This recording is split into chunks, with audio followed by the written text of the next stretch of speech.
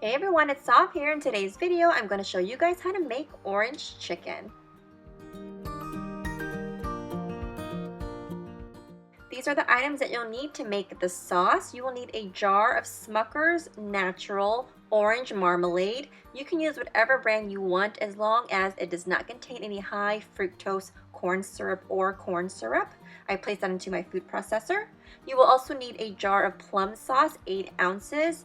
Do not buy it from an American store. It's super expensive. You want to pick it up at an Asian store if you can. You'll also need half a cup of hot water. I'm going to dump some of that or all of that water into my food processor. If you have orange juice, even better. I'm going to pop the lid on and let this go until it's smooth, about a minute or so. You want to stop the motor, remove the lid, and then get in there with your spatula and kind of scrape down the sides. In will go your whole jar of plum sauce. And you know, I gave this little taste check. If you don't have plum sauce, go right ahead and use some oyster sauce. It doesn't taste that different.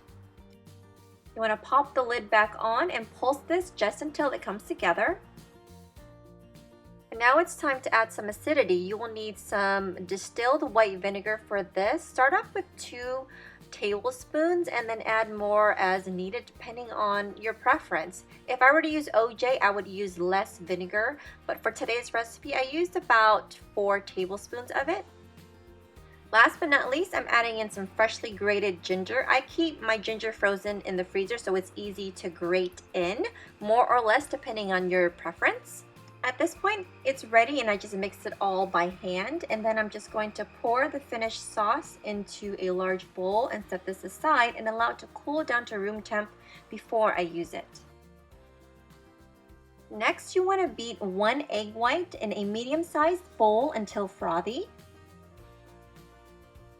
Into the egg white, I'm going to add in about 2 tablespoons of dark soy sauce. You can use regular soy sauce if that's all you have. 2 tablespoons of rice wine. If you don't have rice wine, you can sub it for some dry sherry. And finally, 1 tablespoon of Marin, which is a sweet rice wine. Give this all a little whisk just until it all comes together. Take half of this mixture and add it into a smaller bowl. Set this aside and we are going to use that later.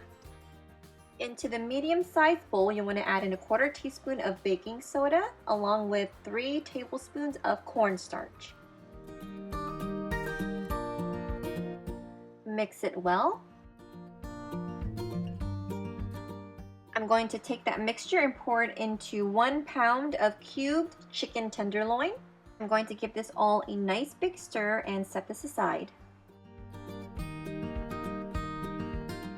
I have a gallon-sized freezer bag here. Into that, I'm going to add in half a cup of all-purpose flour, half a cup of cornstarch, and also half a cup of extra crispy tempura batter mix, 1 teaspoon of baking powder, and if you can, you want to grab this brand. It's a Rumford and it's a reduced sodium aluminum free, and also 1 teaspoon of kosher salt. In will go the reserved chicken marinade.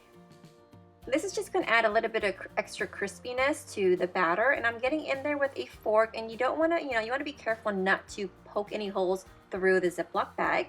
So kind of gently mix it up there. And now I'm going to throw in all of my chicken and just close up the bag. And then you just shake that bag like it's nobody's business, making sure to evenly coat all your chicken pieces.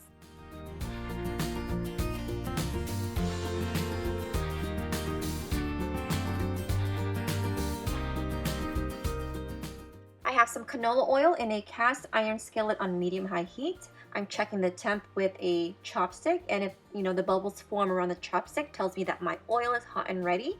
So now I'm going to add in my chicken pieces. You want to make sure to not overly crowd your skillet.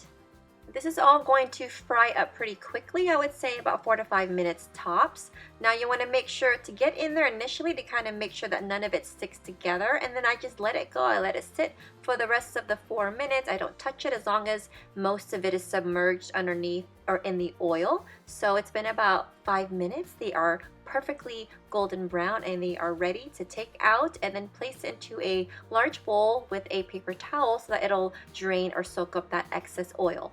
Repeat with the rest of your chicken until you're all done. All that's left is to remove the paper towel and add in some of that homemade delicious orange sauce, more or less depending on how saucy you will like it. This makes a large amount of orange sauce. That's because when I originally made the recipe, it was for a big party, so feel free to cut the recipe in half. And then once you sauce it up, you add in some of that roasted or toasted sesame seeds, mix again, and serve immediately.